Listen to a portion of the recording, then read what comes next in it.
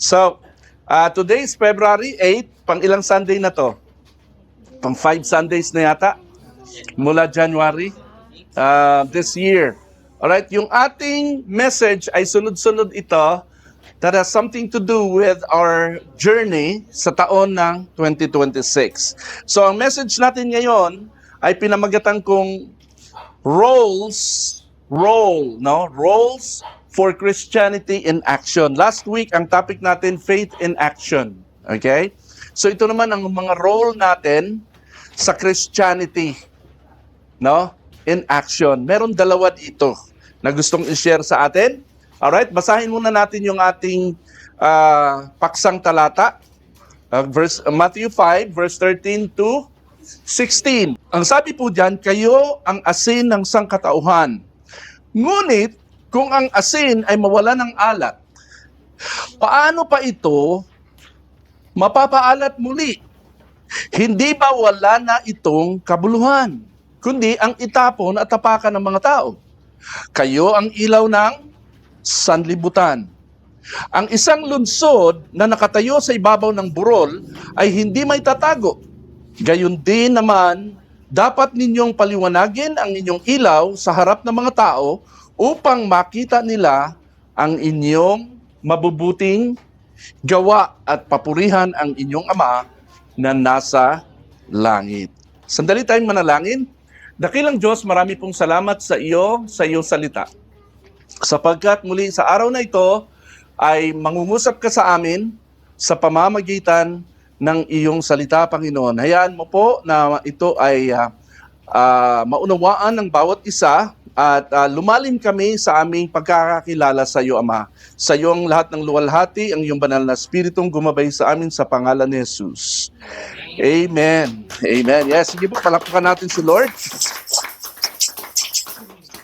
Alright, so ang dalawang role ng Kristiyano, the two roles of Christian or Christianity in action. Ang dalawang role ng Kristiyano ay ang asin ng sangkatauhan at ilaw ng sanlibutan. Ulit, pakisabi ulit. Ready, go.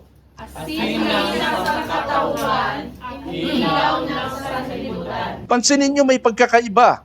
Ha? Malinaw po, ang dalawang role ng Kristiyano sa buhay ay asin tayo at ilaw. Alright? Pero mapapansin nyo po sa dulo ng mga salaysay, yung pagkakasabi, magkaiba din ang sinabi sa dulo. Yung una sa asin, ang sabi ay sangkatauhan. Yung sa ilaw, ang sabi ay sanlibutan. Magkapareho ba yon? May pagkakaiba yon. It was on purpose.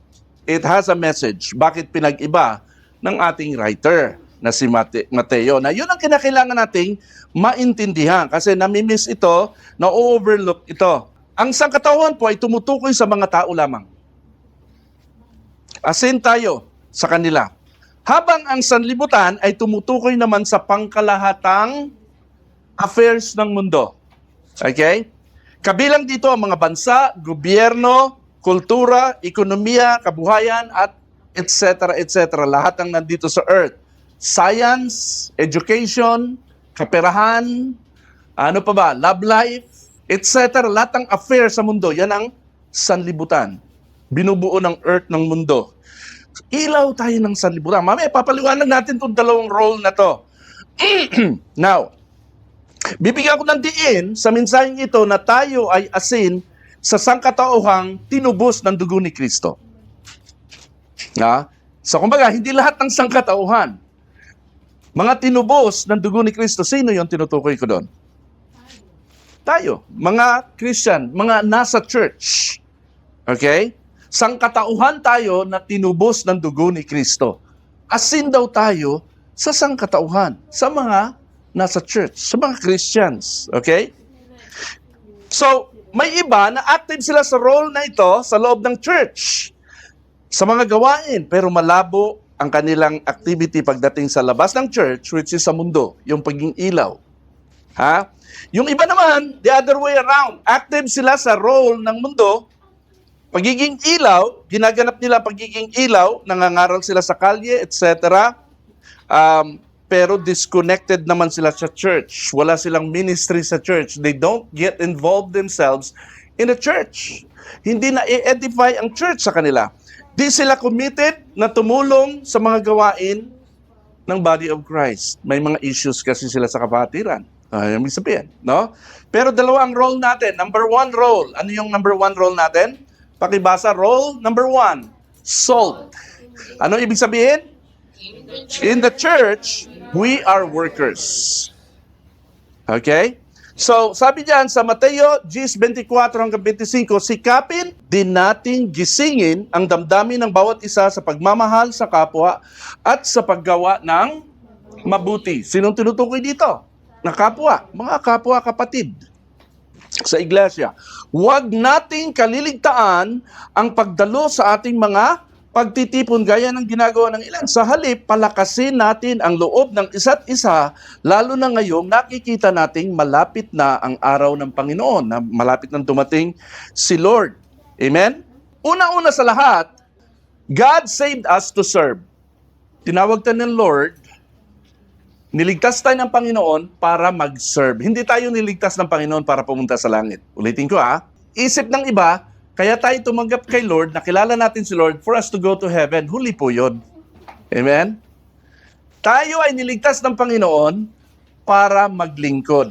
Bigyan ko kayo ng illustration. Yung bata, pinapag-aral mo mula grade 1, intended mo siyang makatapos hanggang college, pinapag-aral mo siya, no? Well, ang layunin mo sa kanya ay para matuto, para mag-aral, magtuloy-tuloy sa eskwela, hindi para gumraduate agad. Naintindihan natin? Hindi pag-graduate. Pasok ka na sa school, ikaw ay kinder. Bukas graduate ka na. Hindi ganon. No? Hindi tayo niligtas ng Lord para pumunta ng heaven agad. Meron pa tayong role dito sa mundo. Kaya tayo pinag-aaral. Kaya may Bible study. Kaya tayo pinapa-attend sa church para makinig ng Word of God, para matuto. Kasi ang buong buhay na lang natin, natuto tayo sa lahat ng kamunduhan, hindi tayo natuto sa lahat ng tungkol sa Panginoon. Amen? Naintindihan natin?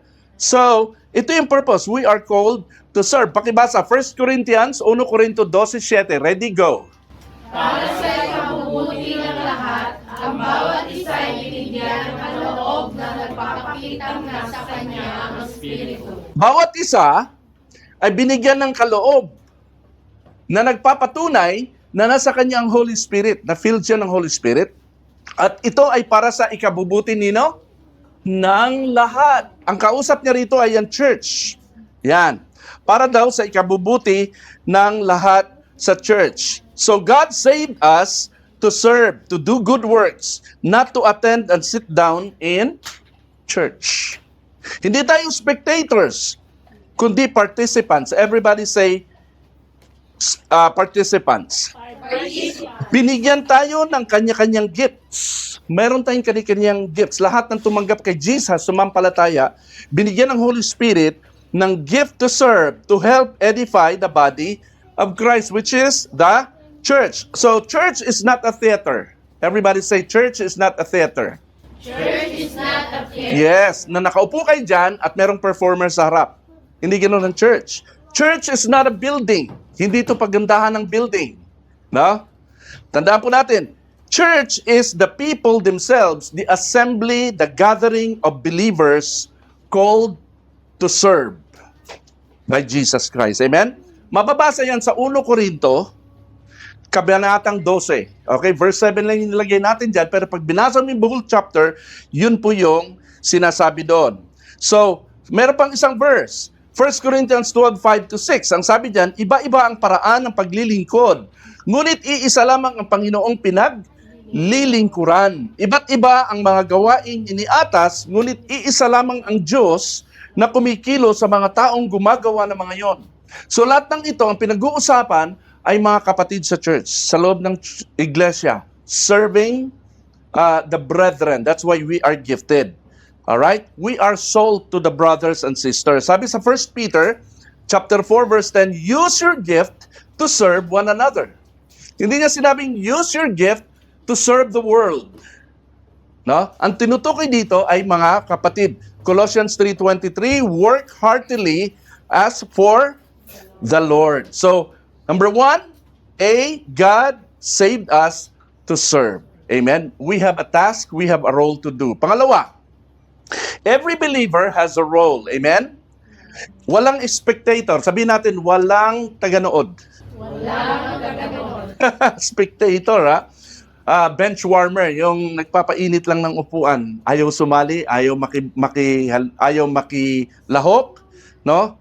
Sa activity. So, wala pong spectator, walang taganood. Bigyan ko kayo ng illustration, ha? Tulad ng katawan ng tao. Ang body of Christ kasi parang katawan ng tao yan. Composed of so many members, so many parts, so many activity na nangyayari sa buong katawan. Bawat isang bahagi ng katawan ay importante, nakikita man o hindi. May mga parte ng katawan na hindi nakikita, tama? Pero malaki ang role noon. Bigyan ko kayo ng sample. Halimbawa, kidney. Yung kidney ba nakikita mo? Uy, kidney, magtrabaho ka, ha? Huwag kang papatay-patay dyan. Ayusin mo, huwag kang malilate.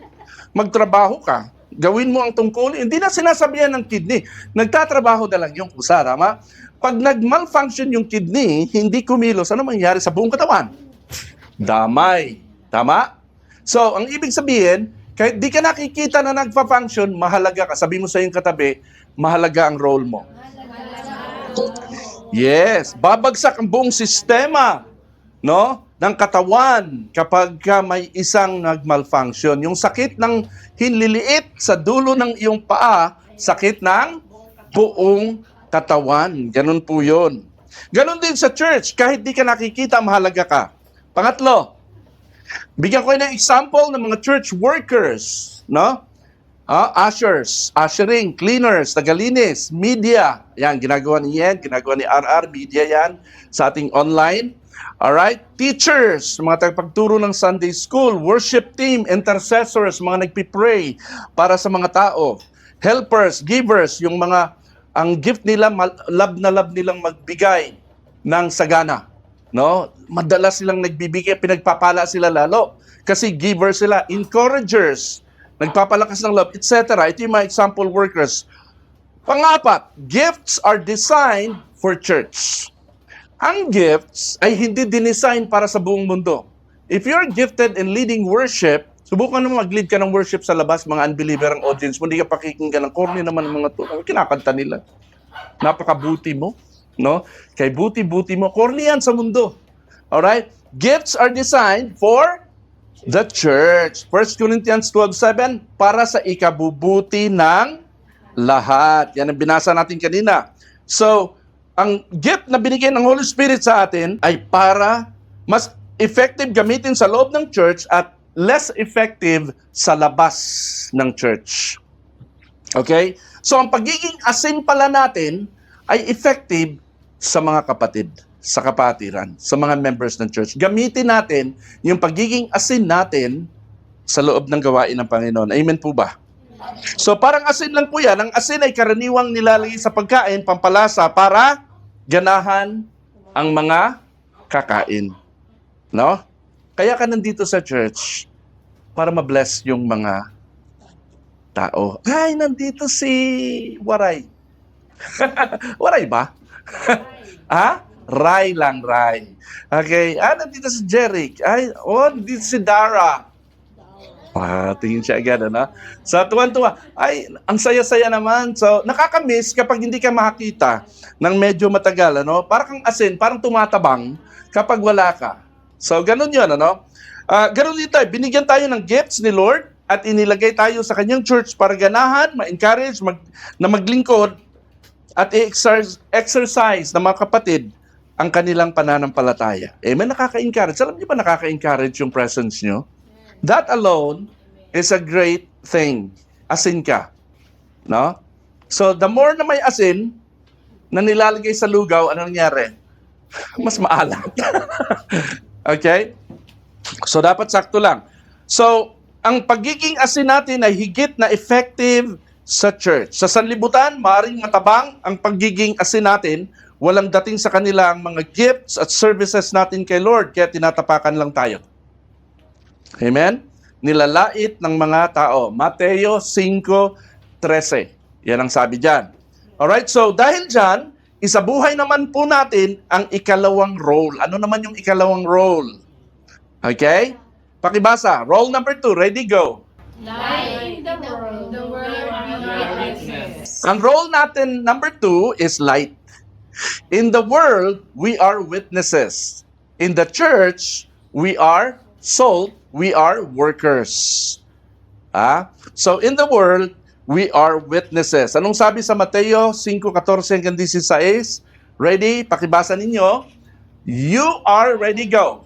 You are the light of the world, but you will receive power when the Holy Spirit comes on you, and you will be my witnesses. Yes. The world being outside the body of Christ, outside the kingdom of God, we are light to them. So, but you will receive power. Everybody say, you will receive power. You will receive power. Kaya ka naging light kasi meron kang power. Itong ilaw na to, kaya maliwanag yan, may power kasi yan. Naintindihan natin? You will receive power when the Holy Spirit comes on you, and you will be what? You will be what? Witnesses. Yung pala ang role mo, kaya ka binigyan ng power. Para maging witness ka. Hindi ka lang worker in the church, kundi witness ka to the world. Nasusundan ba natin? Are we making sense? So yan yun, ano? So una sa lahat, our mission doesn't stop at the church door.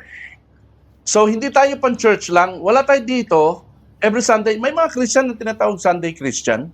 Alam niyo ba yan? Common na salita ang ginagamit yan, Sunday Christian. Ibig sabihin, Kristiyano lang sila pag Linggo. Pagdating mula Lunes hanggang Sabado, hindi na makita ang pagkakristyano nila. Naintindihan, ang buhay nila ay parang walang pinag-iba sa mundo at sa dati. Parang wala silang natutunan sa Panginoon. No? Ang tawag doon ay Sunday Christian. Yun ay fake Christian. Tandaan natin yan. Now, okay? So magpakatotoo tayo. Sabi mo sa iyong katabi, magpakatotoo ka. Sabi mo rin, ikaw din. Ha? Alright. So magpakatotoo tayo sa Panginoon. Alright? So yan yun, ano? Ang sabi ng verse, Matthew 5:15. Wala din namang taong nagsisindi ng ilaw at pagkatapos ay inilalagay iyon sa ilalim ng malaking takalan. Sa halip, inilalagay iyon sa talagang patungan upang matanglawan ang lahat ng nasa bahay. Church is only where the mission begins by being sold to the brethren. Dito, tayo ay inahasa para gamitin ni Lord sa labas. Yung pinakaumpisa lang sa church para matrain tayo, maturuan tayo, pero ang talagang purpose noon nasa labas. Bakit tayo nag-aral ng mula elementary hanggang college? Bakit kayo nag-aral mula? Para manatiling mag-aral habang buhay? Hindi. Para paglabas mo, pag-graduate mo, magagamit mo ang iyong mga natutunan para ikaw ay mabuhay ng aluhan. Tama po? Hindi masamang ipanganak na mahirap, masama, kasalanan ang mamatay ng mahirap. Ibig sabihin, wala kang natutunan sa buhay. Alright, gano'n. So, yun ang purpose, no? Hindi tayo nandito sa church para manatili lang sa church at hindi tayo gamitin ni Lord sa labas. Ang pinaka-umpisa lang natin ay ang church. Pagkatapos, ang talagang mission field natin ay ang world. So, asin tayo dito sa church, light tayo sa world, witnesses tayo. Amen po? So, ang labas po, ang totoong mission field natin. Pansinin nyo, linggo lang tayo nandito, di ba? Kadalasan, mga churches, linggo. Mayroon lang iba activities other days. Pero, karamihan ng oras at panahon natin at araw ay sa pamilya, sa trabaho, sa kaibigan, sa labas. Hindi kasali ang church. Doon tayo ilaw.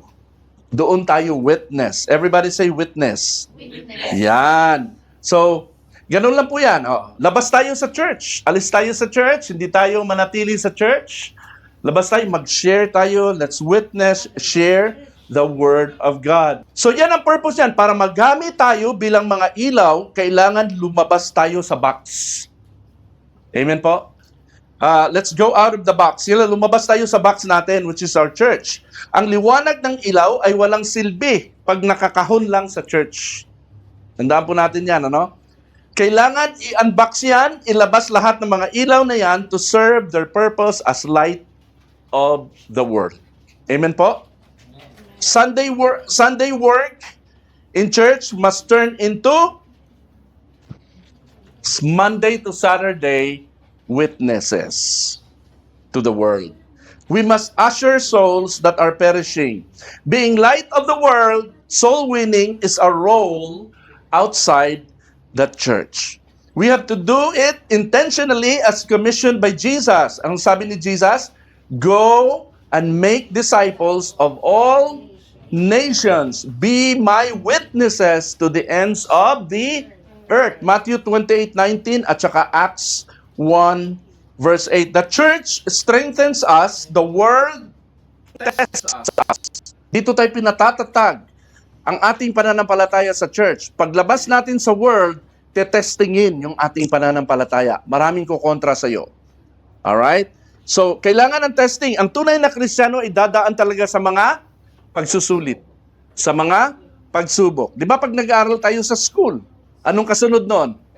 Mag-review kayo dahil meron na exam. Mga ganon, meron tayong pagsubok. Yung iba bumabagsak. Amen? At susubukin ka lang kapag ginawa mo ang kalooban ng Lord. Alam nyo ba, ang pagsubok, persecution ay nararanasan lang ng mga sumusunod sa will ng Lord. Pag hindi ka sumunod sa will ng Lord, di ka susubukin, kaya wala kang pagsubok. So kung di ka nakakaranas ng persecution sa iyong pananampalataya, yan ay dahil nananahimik ka. Nananahimik ka ba?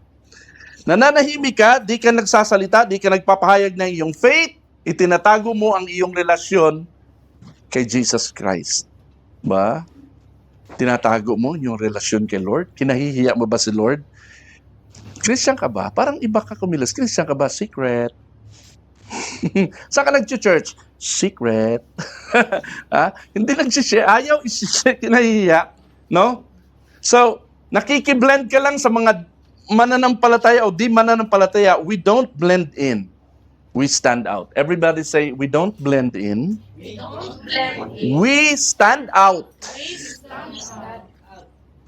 in love and truth of Jesus. Yes. Tayo ay mga ambassador ni Kristo. Representante o tagahatid ng mensahe ni Jesus Christ. Anong sabi diyan? We are ambassadors or Christ's ambassadors. Shine like stars in a crooked generation. Yeah, maging bituin, maging ilaw daw tayo, mag-shine tayo katulad ng mga bituin sa masasamang lahi ng mundong ito. Amen? Yung isang ilaw, no matter how small, no? Yung kahit yung spark lang, kahit yung maliit lang na LED light, no? Napapansin, nakikita sa madilim na lugar. Amen po? Amen. Yan. Nakikita yan sa dilim. May pakinabang lang ang liwanag ng ilaw sa madilim at hindi sa maliwanag. Kapag maliwanag na ang lugar, hindi na kailangan ang dagdag na ilaw. Maliwanag na eh. Ha? So, at pag maliwanag na masyado, pinapa-turn off yung ibang ilaw, tama? Ibig sabihin, lumabas-labas din tayo pag may time. Labas tayo sa church. Hindi tayo puro din sa church. Lahat tayo dito puro ilaw eh. No? Yung mga nalalabuan sa kanilang buhay, mga nadidepress, mga nangangailangan ng konting damay, konting advice, ay nasa labas. Sila yung may dilim sa kanilang buhay. Pero tayo dito tayo nagsasaya. Kantahan, awitan, sayawan, palakpakan, nag-i-enjoy tayo, mga ilaw eh. Kailangan din natin lumabas-labas pag may time. Ang over-familiarity po natin sa isa't isa hindi rin po maganda. More exciting, more fun kung laging may new faces tayo na nakakasama, na i-invite natin, na dadala natin kay Lord. Amen? Gusto nyo ba yon? Gusto nyo bang mag-akay ng mga kaluluwa sa Panginoon? Gawin natin yan. Parang baby lang po. Alam mo yung sanggol?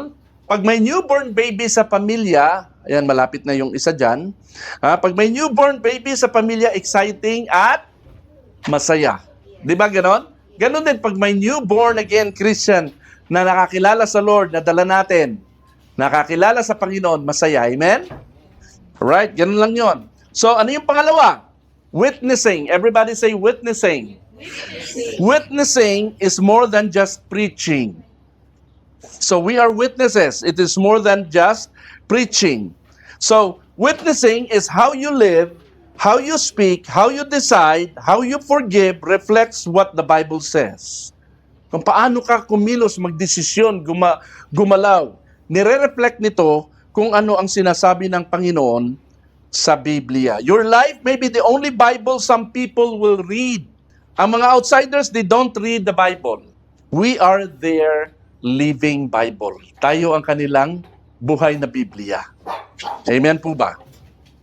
They read the truth of Christ in our life. Pansinin niyo yung tao.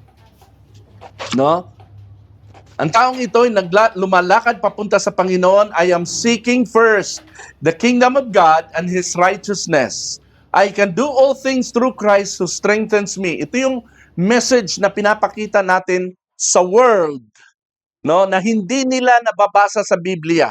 Tayo ang binabasa nila. Nakikita nila sa ating galaw, sa ating mga desisyon, sa ating pagkatao, sa ating buhay, na ang Panginoon ay nag-uusap sa kanila. We are their living Bible. Tandaan po natin yan. Amen? Yan. So we influence them. Sa buhay mo, sa mga kilos at desisyon mo, mababasa nila ang Matthew 6:33 at ang Philippians 4:13. Yan yung nakikita niyo sa screen. Alright? Hindi nila binabasa yan sa Bible, pero yan ang taglay nating mensahe na babasa yan sa ating mga ginagawa. Amen? Pangatlo, practical ways to be an effective witness for Jesus. Bibigyan ko kayo ng mga ilang practical ways para maging effective witness tayo. Alright? Pakibasa. Ready? Go!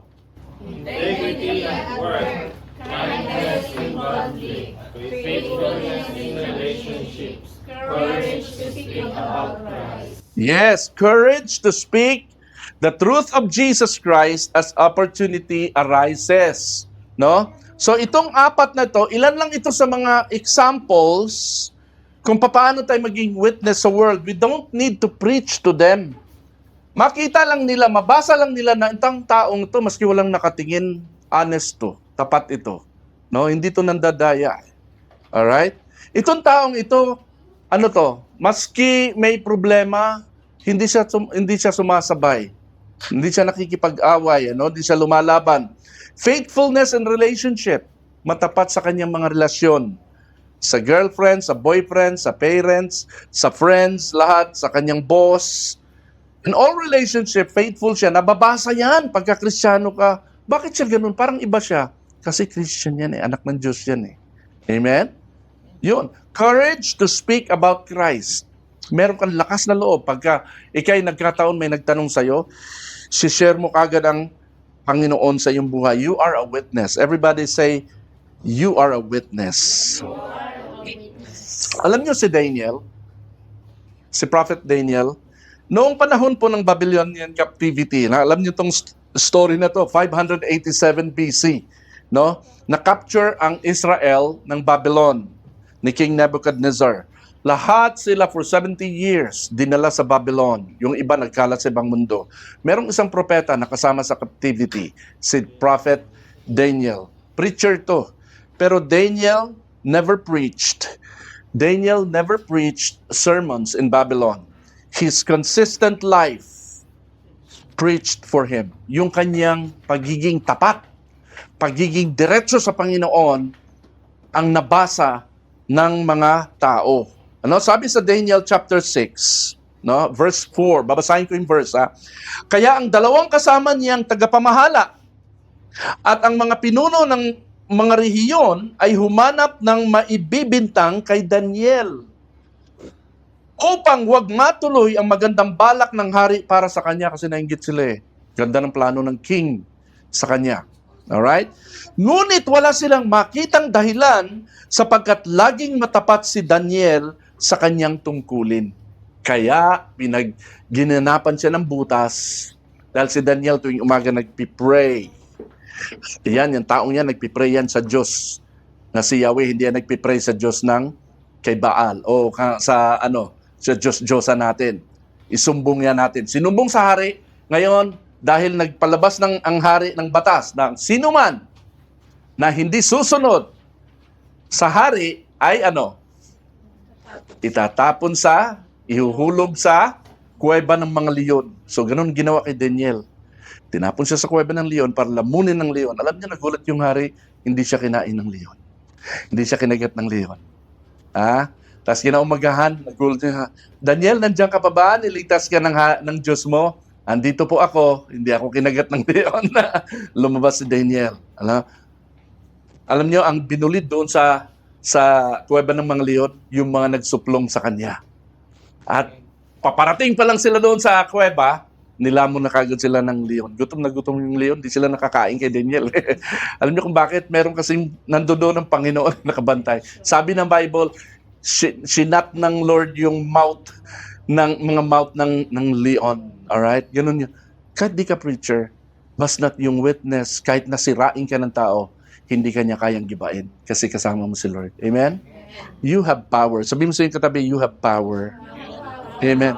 So tayo ay may dalawang malinaw na papel. Sa ating pagiging Kristiyano, ano yon? Ano yung mga papel na yon? You are worker sa church. You help build up the body of Christ. Pangalawa, witness sa world. We are the light of the world.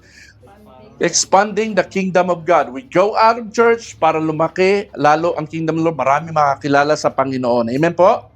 A true Christian does both. No? Dalawa. Itong dalawang ito. Hindi tayo either or dito, kundi both. Asin sa kapatiran at ilaw sa sanlibutan. Anong sabi sa Romans 1:16? I am not ashamed of the gospel because it is the power of God that brings salvation to everyone who believes. Amen? Hindi natin kinahihiya ang word of God because it is God's power. Amen? God cannot save people without God's word. Do you know that? God is very powerful, but He chooses not to save people without God's word. People must hear God's word. Amen po? Tanungin mo yung sarili. Would have I known Jesus kung walang naglakas loob mag-evangelize sa akin? Kilala ko ba si Lord? Kung walang naglakas loob na mag-share sa akin. Pangalawa, sa tigas ng ulo ko, kung walang nagtiyagang mag-disciple sa akin, mangulit sa akin, nasaan kaya ako ngayon? Lagi ko siyang pinagsasara ng pinto, lagi ko siyang ini-snap, hindi ko siya sinisipot, pero nagtiyaga siya sa akin. No? Nasaan kaya ako kung hindi niya ako pinagtiyagaan?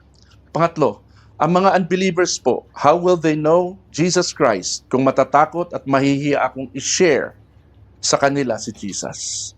Amen po? Romans 1:16 again, I am not ashamed of the gospel. Sabihin natin, I am not ashamed of the gospel. Yes. We don't blend in again. Nabi ko na to kanina, we don't blend in.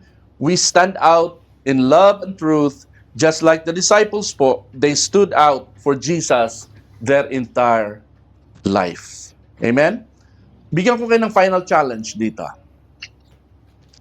Yung kaninang picture, no, lumabas sila sa church, nag-share sila ng gospel, ito dapat tayo.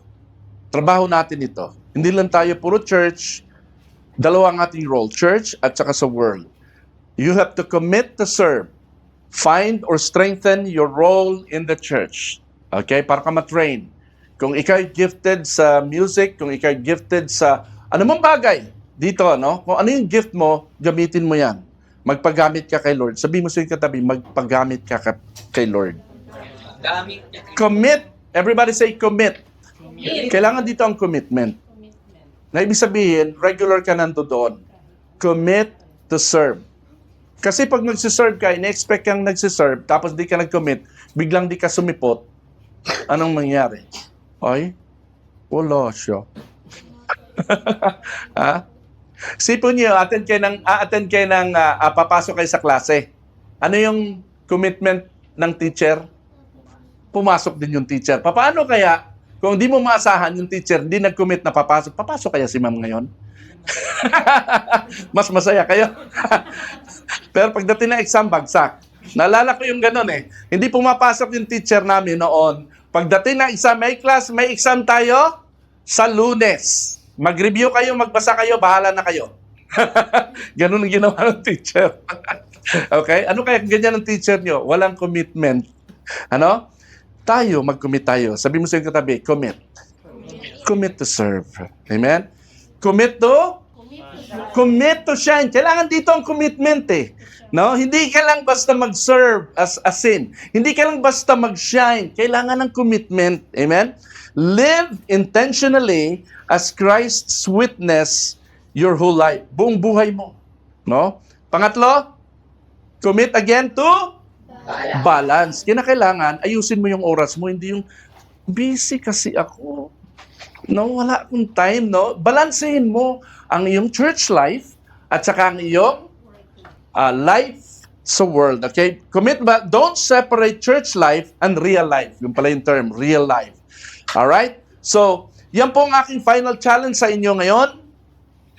Ano yung tatlo? Commit to serve, commit to shine, and commit to balance. Ibig sabihin, you have to manage your time sa church at saka time mo sa ministry outside the church.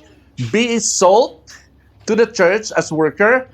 Be light to the world as witness. Amen? And then, kailangan doon ang commitment.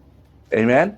Kasi pag walang commitment, masisira ang lahat ng service, ang pagsashine mo, at ang balance masisira. Bigyan ko kayo ng isang example.